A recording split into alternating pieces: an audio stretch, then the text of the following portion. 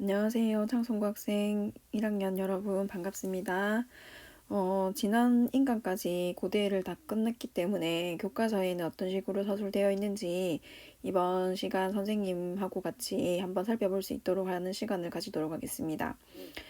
인터넷 강의는 여러분도 보다시피 한 강, 두 강 사이에 굉장히 함축적이고 요약 정리된 내용들을 담고 있습니다.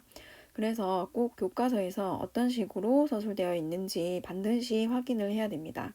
특히 정근대 시대는 교과서에도 한 단원 안에 굉장히 함축적이고 요약적인 내용이 서술되어 있거든요. 그래서 교과서 내용을 꼼꼼하고 세밀하게 봐야 됩니다. 하나하나가 다 중요하고 요약적이고 함축적으로 서술이 되어 있는 부분들입니다. 특히 사료라고 하는 거는 그 시대의 그 나라가 어떠했는지 역사상, 문헌상에 남아있는 그런 사료들을 얘기하는 거겠죠. 역사적인 서술들. 그거 하고 지도로 표시된 것들. 이 지역이 확장될 때, 이 고구려가 만약에 예를 들어서 확장할 때 나타낸 지도, 백제가 확장할 때 나타내는 지도, 이런 것들을 여러분이 분석할 줄 알아야 된다는 거죠. 그런 것들은 시험에 출제될 가능성이 굉장히 높으니까 꼼꼼하게 보고 분석할 수 있도록 합니다. 특히 우리가 지금 이제 다 배운 고대는 유물 유적을 보고도 이거는 몇 세기에 어느 나라와 관련된 유물이구나, 유적이구나 하는 것도 여러분이 알 수 있어야 문제를 풀 수 있는 유형의 문제들이 많이 나오기 때문에 꼭 교과서 반드시 꼼꼼하게 확인하고 모르는 부분 체크하고 넘어갈 수 있도록 해야 됩니다. 그러면 이번 시간에는 교과서에 있는 15쪽에서 23쪽 내용을 선생님하고 한번 살펴보면서 인강에서 다루지 않았던 내용 중심으로 그 다음에 중요한 것들 중심으로 한번 살펴보도록 할게요. 자, 선생님이 교과서에 이미 조금 여러분이 기억해야 되겠다 싶은 내용들을 좀 가려놨습니다. 선생님하고 한번 보면서 여기 들어가는 내용들이 뭔지를 한번 유추해 보면서 한번 채워 넣을 수 있도록 한번 해볼게요. 우선 여기 나오는 지도부터 한번 볼게요. 지도에도 선생님이 각 나라마다 이렇게 지금 안 보이게끔 해놨습니다. 교과서 보지 말고 선생님이 빈칸 뚫어 놓은 데가 어디 부분인지 한번 여러분 적어 넣어보세요. 맞춰보세요. 여기 어떨까요? 여기는 지금 만주 지역, 백두산 위에 있는 지역이잖아요. 만주 지역에 있는 지역이기 때문에 여기는 바로 부여입니다. 부여. 그 다음에 국내성이 나오는 그 위에 부분이 바로 고구려고요. 그 다음에 여기 이쪽 부분에 있는 게 옥저, 그 밑에 있는 게 동해예요. 옥저랑 동해는 조금 위치가 헷갈릴 수 있으니까 잘 기억해 놓을 수 있도록 합니다. 선생님이 이렇게 가려놓고 여기에다가 기역나라와 관련된 내용으로 옳은 것은 틀린 것은 이렇게 물을 수 있다라는 거죠. 그렇기 때문에 지도에서 각 나라의 위치를 잘 기억할 수 있도록 합니다. 부여는 그러면 어디 중심으로 지금 있어요? 숭화강 유역의 평화지대를 중심으로 있습니다. 1세기 때부터 이미 왕이라는 칭호를 사용을 하였대요. 왕 아래에는 가축들의 이름을 딴 여러 가가 있었는데 그 이름이 마가, 우가, 저가, 구가 등의 가가 있었습니다. 그 다음에 가들은 자기들이 또 별도의 사출도를 다스렸다라는 거죠. 이거를 여러분들이 그림으로 한번 표현해 볼까요? 여러분이 이거를 그림으로 표현한다면 어떻게 표현하겠어요? 이거는 정해진 양식은 없어요. 여러분이 한번 표현을 한번 해보세요. 왕이 여기 중간에 있고 각각 이렇게 각 구역이 있을 거 아니에요?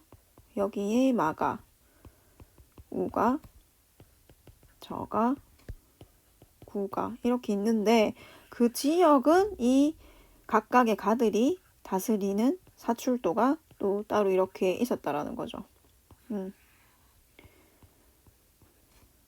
이런 식으로 이렇게 있었고 요 전체가 부여라는 거죠. 그래서 이 왕은 각각의 가들이 선출하기도 하고 그 다음에 흉년이 들면 이 왕에게 모든 책임을 전가해서 왕자리에서 끌어내리기도 하고 그랬습니다. 그 다음에 밑에 한번 볼까요? 법은 매우 엄격해서 살인은 살인에 처하고 그 가족은 노비로 삼았으며 도둑질한 자는 12배로 배상하겠다. 한 개의 잘못을 했으면 12배로 한다는 거. 일책 12법에 관련된 설명이죠. 형이 죽으면 형수를 삼는 제도를 뭐라고 하나요, 여러분? 형사취수혼이라고 합니다. 그 다음 이거 말고 또 하나의 풍습이 하나 있었어요. 뭘까요? 순장이라는 풍습이 있었습니다. 순장이라는 거는 뭐냐면 왕이 죽으면 그 후궁들이나 그 왕을 모셨던 노비들을 다 같이 묻어버리는 거예요. 무덤에. 왜냐면은 저 세상에 가서 이승 말고 저승에서도 왕을 보필하고 모셔라고 이렇게 생각을 했다는 거죠. 그 다음에 밑에 한번 봅시다. 그리고 부여의 선생님이 하나 빼먹은 게 있는데, 왕 아래에 있는 이름을 마가우가 저가 구가라고 이렇게 가축의 이름을 땄다라고 하는 게 있잖아요. 이거는 그만큼 이 가축들에 보면은 말, 소, 그 다음에 돼지, 개, 이거 딴 거는 목축도 되게 가축을 중시하는 목축업도 되게 굉장히 중시했다라는 것을 알 수 있습니다. 그 다음에 밑에 한번 봅시다. 고구려는 부여에서 이주해 온 집단이 맨 처음에 세운 지역은 어디게요? 지도에 보면은 졸본 지역에 우선 세우게 됩니다. 근데 여기에 보면은 이 지역 자체가 어때요, 여러분? 여기 보면 산골짜기가 많고 평화가 부족하다. 농사짓기가 적당하지 않아서 식량을 자급자족하기가 어려웠다고 했잖아요. 그래서 나온 말이 다른 나라에 가서 물건을 이제 가지고 오는 거죠. 그래서 경제를 약탈 경제를 했다라고 많이 다른 곳에서 표현을 하고 있는 부분입니다. 그 다음에 그렇게 함으로써 다른 나라들을 약탈하면서 또 통합을 하면서 성장을 하게 됩니다. 그렇게 되면서 어디로 옮기게 되냐면 국내성으로 수도를 옮기게 됩니다. 그렇게 하면서 고구려는 오부를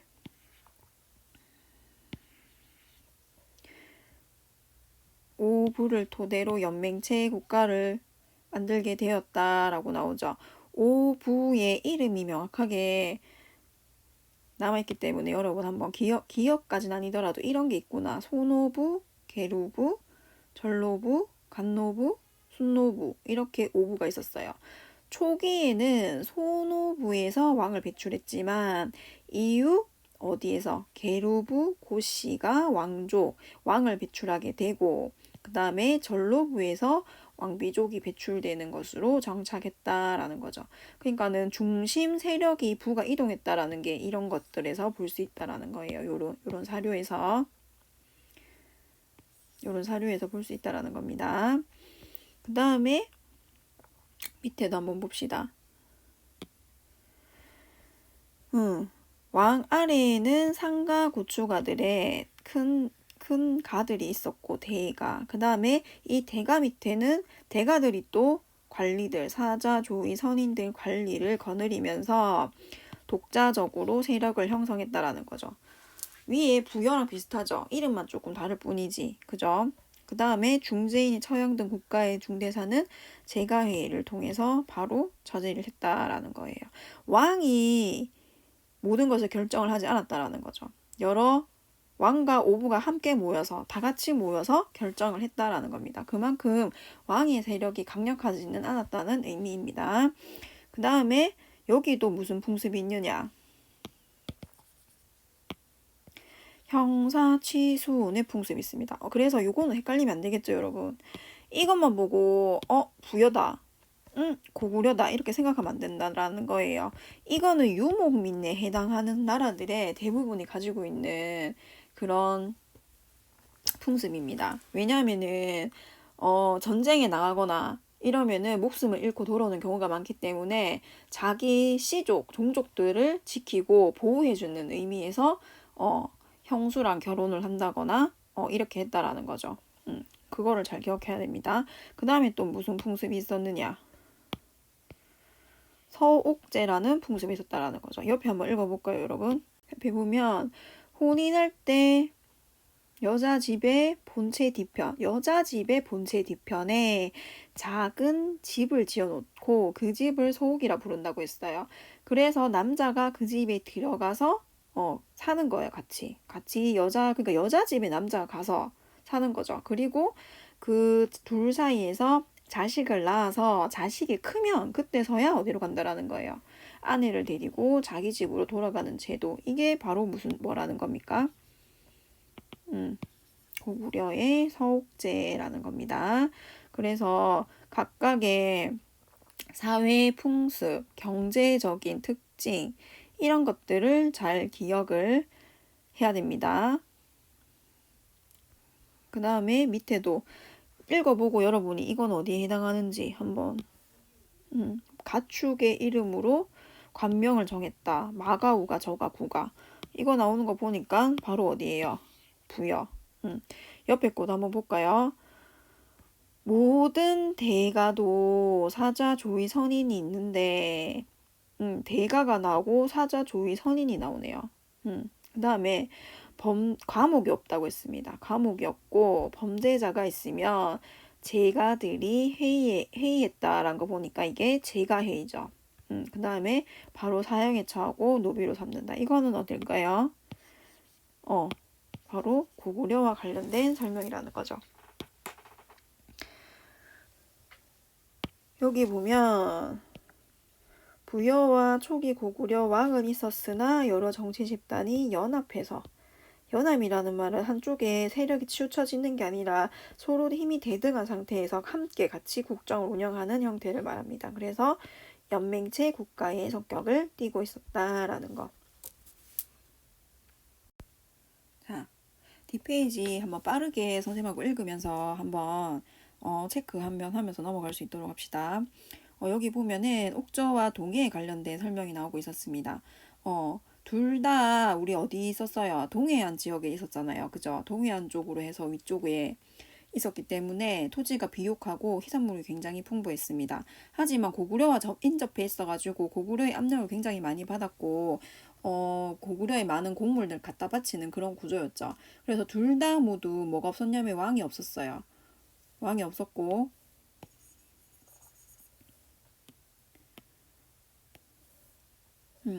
그 다음에 음락마다 읍이 있으면 거기 음락마다 읍군 삼노라고 불리는 부족, 군장이 부족을 다스렸다라는 거죠. 그 다음에 옥저에도 혼인 풍습이 되게 독특한 풍습이 있었는데 이걸 뭐라고 하느냐? 뭐라고 하나요, 여러분?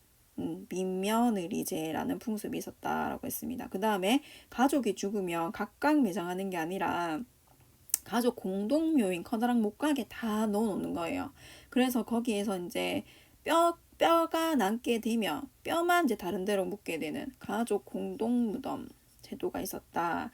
동해에는 씨족 전통이 강하게 남아 있어서 그러니까 씨족 안에서는 결혼을 안 하는 거죠. 바깥 사람들하고 혼인을 하는 조계 혼이 있었고, 그 다음에 다른 부족을 침범하게 되면은 소나 말로 변상하는 책화라는 풍습이 있었다라는 겁니다. 옆에 사료 부분이 굉장히 중요하겠죠, 여러분. 사료로 문제가 당연히 출제가 되니까 이거 보고 이거는 어느 나라의 무슨 제도다, 어느 나라의 무슨 제도다라는 거를 여러분이 알아야 된다라는 겁니다. 한번 봅시다. 여자 나이 10살이 되기 전에 혼인을 약속을 한대. 그래서 신랑집에서는 여자를 맞이해서 성장하면, 그러니까는 여자가 10살이 되면은 신랑들 집에 가서 사는 거예요. 거기서 살고 이 사람이 다 크면은 다시 친정으로 돌려보내서 돈을 주고 다시 신랑 집으로 데려온 제도가 무슨 제도다? 옥저의 민며느리제. 알겠죠, 여러분? 그 다음에 산천을 중시한다. 그 다음에 각기 구분이 있어서 함부로 들어가면 안 되고 노비 말 소로 배상하게 한다. 이걸 체크하라고 한다. 이거 어느 나라 거예요, 여러분? 동해의 책화에 관련된 설명입니다. 다음 밑에 부분도 한번 쭉 봅시다. 여기 부분에 보면은 사만의 여러 소국은 세력 크기에 따라서 군장들이 여기도 다스렸어요. 뭐라고 불렸느냐, 군장들이. 바로 신지, 그 다음에 읍차라고 불렸다라는 겁니다. 그 다음에 이들과 별도로 군장들은 자기 안에 있는 그 부족들을 다스리는데 이와 별도로 또 뭐가 있었냐? 청군이 있었다라는 거죠. 제사를 거행하던 소도라는 지역이 따로 있었고 여기에서 의례를 주관했는데 군장도 세력이 여기에 미치지 못하고 죄인이 그것에 도망가도 잡아넣지 못했다. 그래서 무슨 사회다? 정치와 제사가 분리된 사회였을 것이다 라는 겁니다. 그 다음에 철제 농기구로 인해서 벼농사 발달했고 철이 많이 생산되는 변한 지역에서는 철을 화폐처럼 써서 수출하기도 했다. 그 다음에 마하는 백제, 그 다음에 진화는 사로고 변한의 구야국이 각각 백제, 신라, 가야연맹으로 발전했다라는 거. 옆에 사료를 한번 볼까요? 여기 부분. 여기 한번 읽어봅시다. 귀신을 믿기 때문에 귀신이 나오고 천신에 대한 제사를 주관하게 했다. 뭐라 부른다? 청군이라 부른다. 이미 다 나왔네요. 힌트. 그 다음에 각기 이 청군이 다스리는 지역을 소도라고 했다라고 하고 도망해서 그 안에 들어간 사람은 잡아가지 못한다라는 내용이 있습니다. 뭐와 관련된 설명인가요, 이거? 사만의 소도와 관련된, 청군과 소도와 관련된 설명임을 알 수 있습니다. 앞에서 우리 고조선과 여러 나라의 성장을 한번 살펴봤습니다. 앞에 나왔던 나라들이 여러분 어떤 게 있었나요? 부여,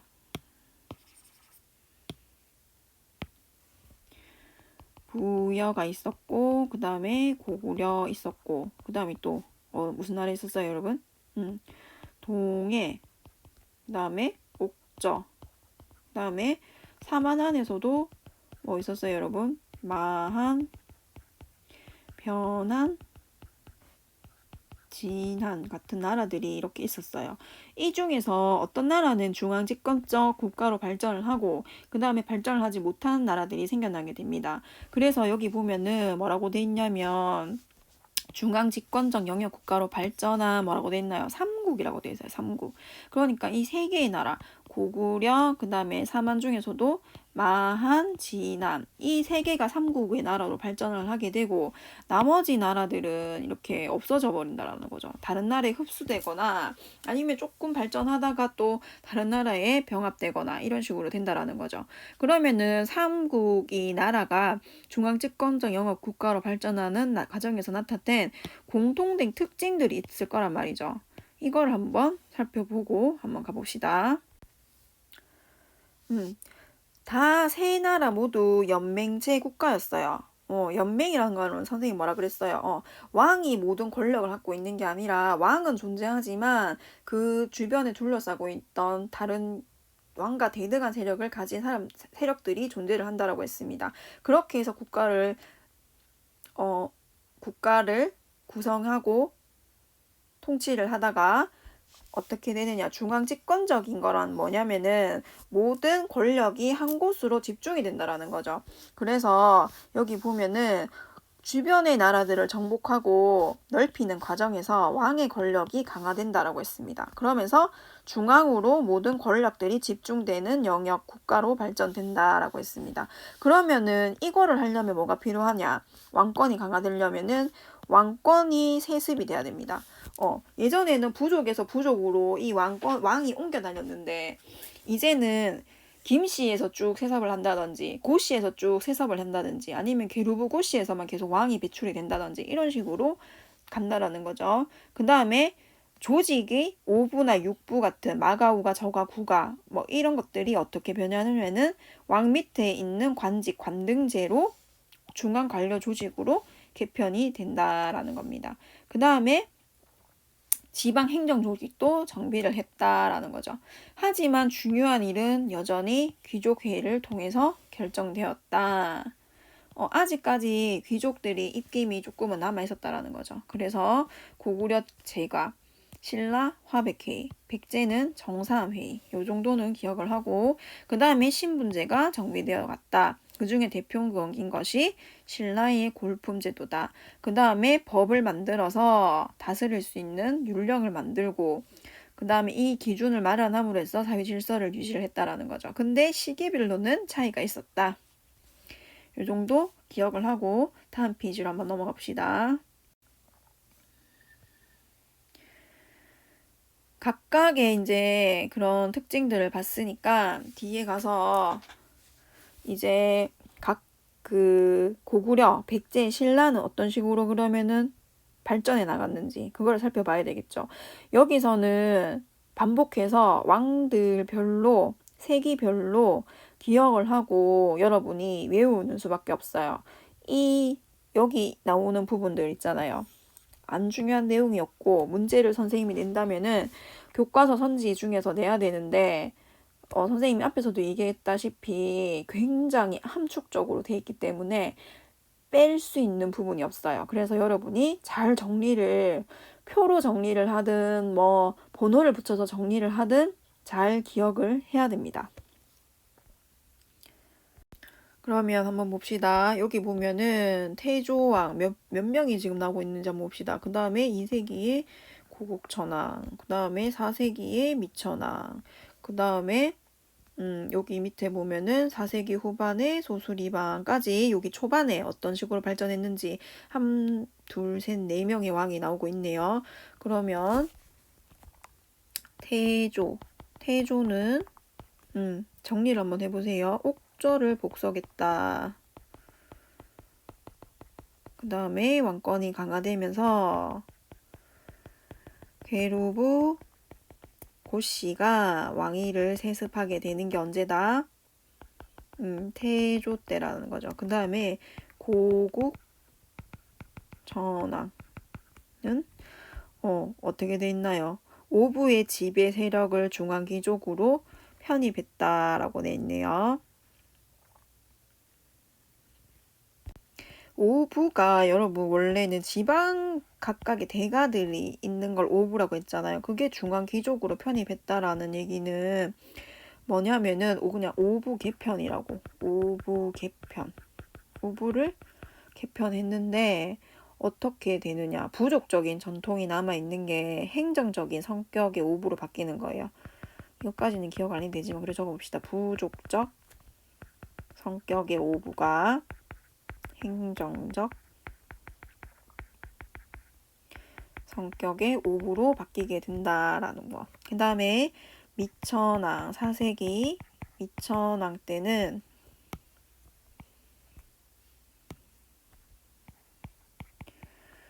미천왕은 낙랑군을 몰아냈다. 낙랑군 축출. 그 다음에 대동강 유역을 확보했다.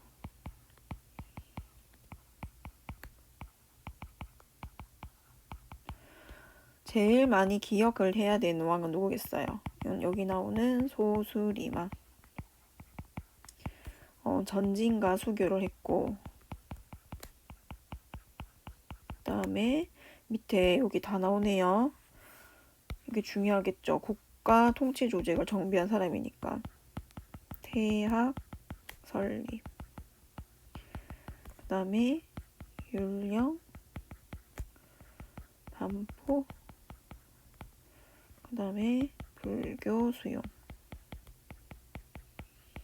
이런 식으로 정리를 하세요. 이렇게 넘버링을 해서 뒤에 쭉 블랭크를 달아도 되고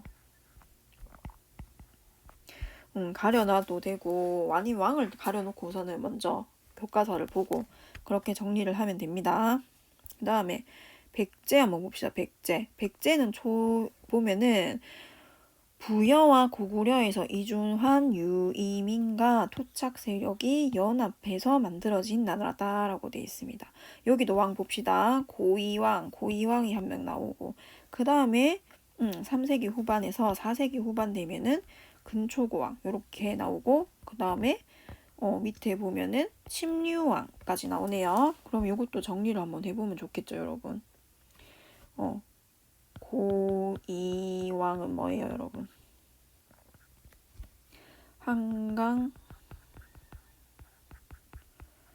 유역 장악 관등제 그 다음에 복색 재정 요렇게 적어 놓으면 되겠죠. 관리의 복색 재정이라고 적어 놓은 게 낫겠네요.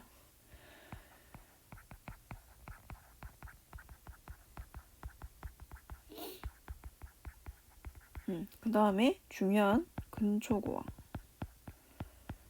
근초고왕은 여기 보면 소국들을 정복해서 남해안 지역까지 진출하고, 그 다음에 고구려 공격해서 황해도 일대도 차지하고, 그 다음에 가야와 외교 관계를 맺어서 외로 가는 교통로도 확보하고.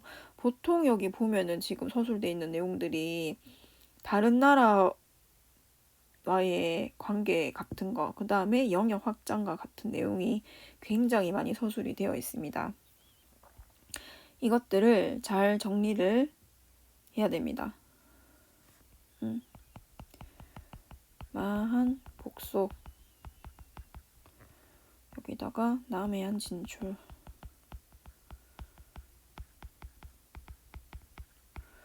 그 다음에 고구려 공격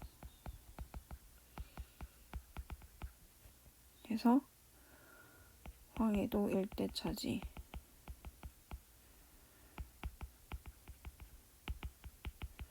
위에 보면은 고구려의 백제 근초고왕의 공격으로 누가 죽었다고 나와요, 여러분.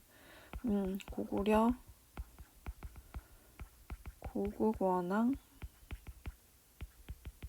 전사, 여기까지 적어놓으면 되겠죠. 그 다음에 또 여러분 뭐 하면 중국의 동진, 웨이, 규슈 지방과 교류하면서 중국 백제 외를 잇는 해외 교역망 확보. 조금 길긴 한데 중국 동진,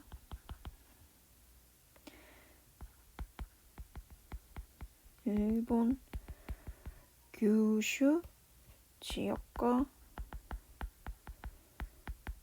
교류, 그 다음에 침류왕까지 여기 한번 적어봅시다.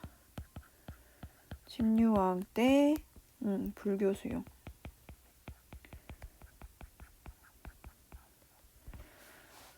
그래서 여기 옆에 보면 여러분 지도가 하나 나오잖아요. 되게 중요해요. 만약에 선생님이 이거를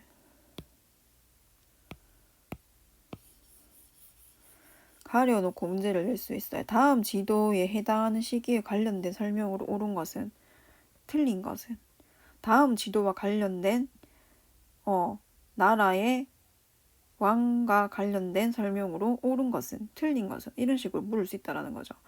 그러면 여기 선생님이 이런 걸 다 가려놓겠죠. 이렇게 이런 식으로 다 가려놓고 이 지도를 딱 내놓을 거란 말이에요. 그러면 여러분 이걸 보면은 분석을 우선 할 수 있어야 되겠죠. 우선에는 여기 보면 한성, 여기 지금 영역 표시가 이렇게 돼 있잖아요. 여기가 지금 백제 지역이에요. 백제가 한성을 가지고 있는데, 이게 너무 진해서 안 보이네. 다시 한번 그려볼게요. 선생님이 연하게.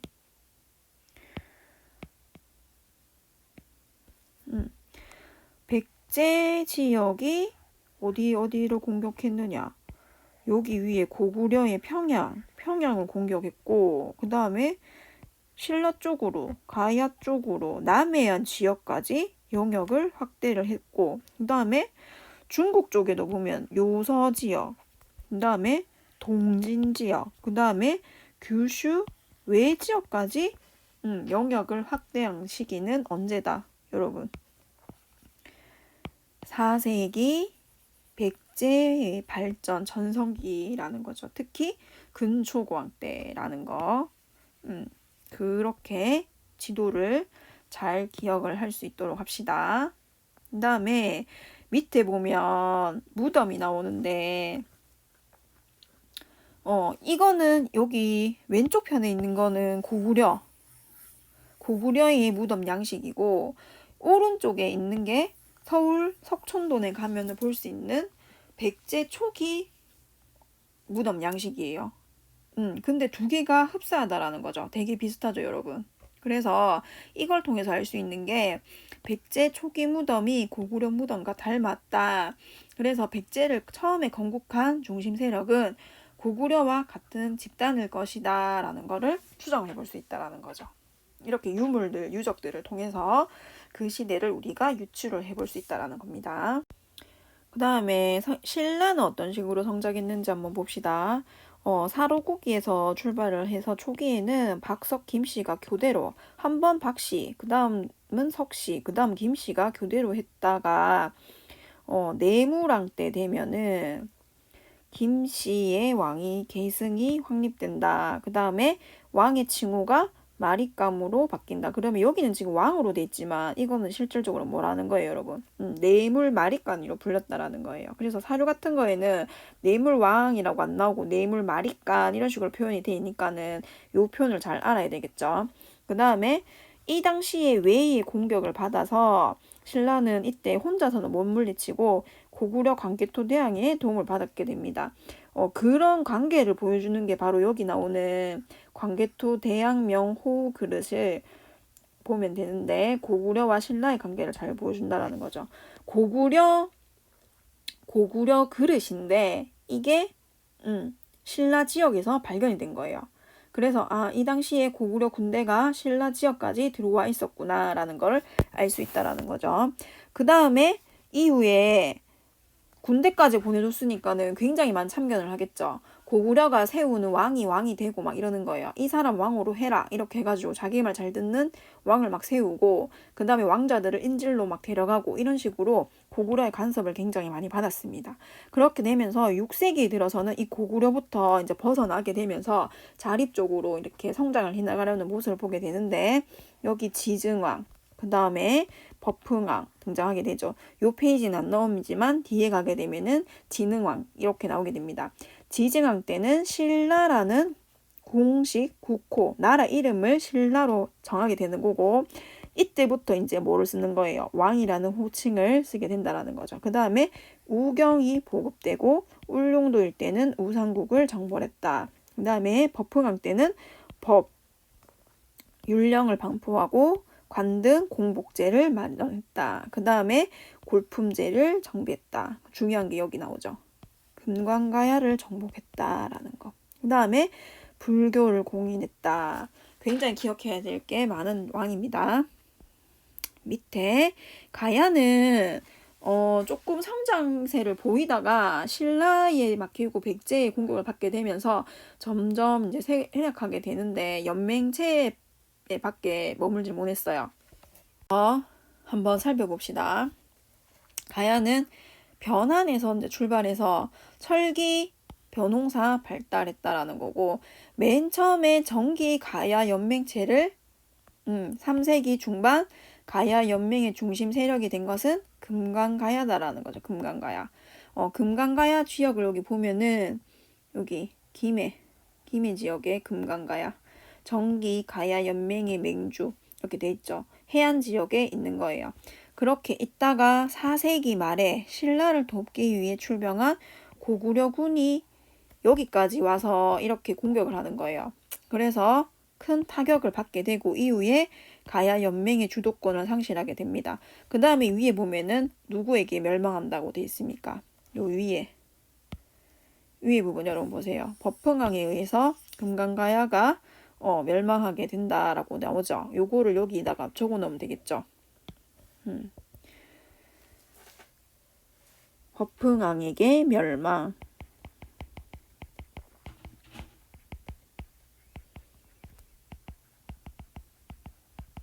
그 이후에 가야가 완전히 없어진 건 아니었어요. 그래서 여기 보면 5세기 후반에는 고령의 대가야가 가야 연맹을 주도했습니다. 그게 바로 여기 보면은 후기 가야 연맹입니다. 고령 지역 중심의 대가야.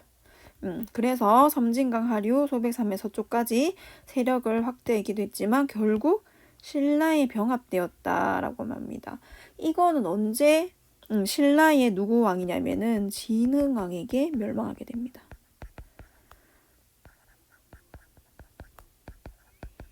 그래서 이 특징을 잘 알아야 되겠죠. 정기가야 연맹은 신라의 어느 왕, 후기가야 연맹은 신라의 어느 왕. 정기가야의 위치가 어디, 그 다음에 후기가야의 위치가 어디. 이 정도는 알아야 된다라는 거예요. 그 다음에 밑에 한번 읽어봅시다. 읽어보고 넘어가도록 합시다. 여기 보면은 삼국의 통치 체제에 나오는데 다른 거는 여러분이 잘 아는데 골품제 관련해 가지고 조금 선생님이 설명을 하고 넘어갈게요. 여기 자료 3에 보이는 게 바로 신라의 골품제를 관등표와 같이 제시를 해 놓은 거예요. 표를 그냥 이렇게 보면 되게 어려울 수 있지만 하나하나 살펴보면 어렵지가 않아요. 골품이라는 거는 뼈다귀에도 품격이 있다라는 거죠. 뼈다귀에도 품격이 있다. 그래서 사람의 이 태어난 이 타고난 출신에 대해서 품을 부여를 하는 거예요. 여기 보면은 제일 높은 게 진골 있고 그 다음에 육두품, 오두품, 사두품이 있으면 뒤에는 뭐도 있다는 거 여러분. 여기 삼두품, 이두품, 일두품도 있다라는 얘기죠. 근데 이제 우리가 주로 비교해서 봐야 되는 게 관직과 비교해서 보기 때문에 관직에 주로 나아갔던 세력들이 4두품부터 나아갔기 때문에 이 부분은 이제 생략이 돼 있는 겁니다. 그래서 여기 후기에 가면 통일 그러니까는 신라 후기에 가게 되면은 뭐도 생기냐 하면은 성골도 생기게 돼요. 성골이라는 신분은 여기 있지만 이거는 왕족이에요. 왕족이기 때문에 여기에 들어가 있진 않은 거예요. 성은 신성한 뼈다귀다라는 뜻이에요. 신성한 뼈다귀. 그래서 요거는 선생님이 설명해 준 건 지우고 그래서 여기 한번 봅시다. 여기 보면 진골 신분만 대하찬 이상까지 오를 수 있다라고 되어 있습니다. 진골 신분이 제일 높은 관직이 뭐냐? 1번으로 돼 있는 이벌찬이에요. 이벌찬까지 갈 수 있는 집단이 그러니까 여기까지 지금 도달할 수 있는 집단은 진골밖에 없다라는 거예요.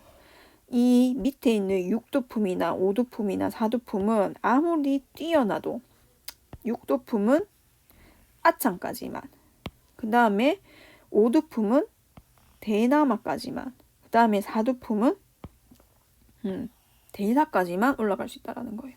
여러분이 아무리 서울대를 나오고 아무리 뛰어나고 하버드를 나왔다고 해도 만약에 예를 들어서 우리 집안 자체가 만약에 육두품이다. 그러면 여러분이 공직에 나가서 장관을 할 수가 없는 거죠. 총리 뭐 이렇게 국무위원 이런 걸 할 수가 없는 거라는 거죠. 그렇게 신분에 제약이 있었다. 요 표를 보면은 여러분이 요 내용을 잘 기억을 해서 분석을 해낼 수 있어야 됩니다.